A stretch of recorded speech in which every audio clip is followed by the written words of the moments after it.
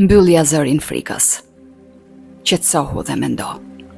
Zoti po të fton të mos kesh frikë, sepse ai është gjithmonë me ty. Ai tani është aty me ty.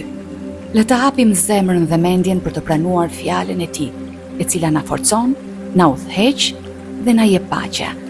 Sot do të meditojmë mbi vargje biblike që na kujtojnë se edhe në sfidat më të mëdha, ti kurrë nuk je vetëm. Vargje biblike kundër frikës. Përsëriti me mua me zë. Mos ki frikë, sepse unë jam me ty. Mos e humb, sepse unë jam Perëndia yt. Unë të forcoj dhe njëkohësisht të ndihmoj. Të mbaj me dorën e djathtë të drejtësisë sime. Tregohuni të fortë dhe trima, mos kini frikë. Mos u trembni prej tyre, sepse Zoti Perëndia yt është ai vetë që ecën me ty. Ai nuk do të lërë dhe nuk ka për të braktisur.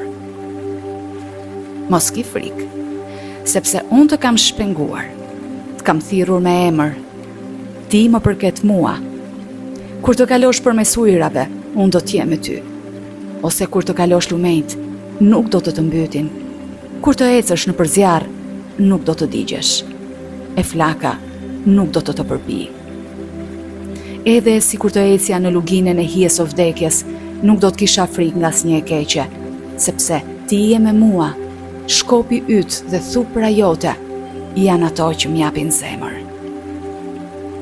Sepse Perëndia nuk më ka dhënë një frymë frike, por force, dashurie dhe mendje kthjelltësie.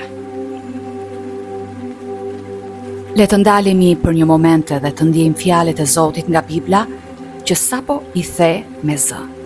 Kur ndjejmë frikë ose pasiguri, mund të kujtojmë se ai është me ne në çdo hap. Ai na mban, na udhëheq e nuk na braktis kurrë. Çdo sfidë që po na duket e madhe, është një mundësi për të parë fuqinë e tij. Pra të mos kemi frikë, thot Bibla. Ky është një urdhërim.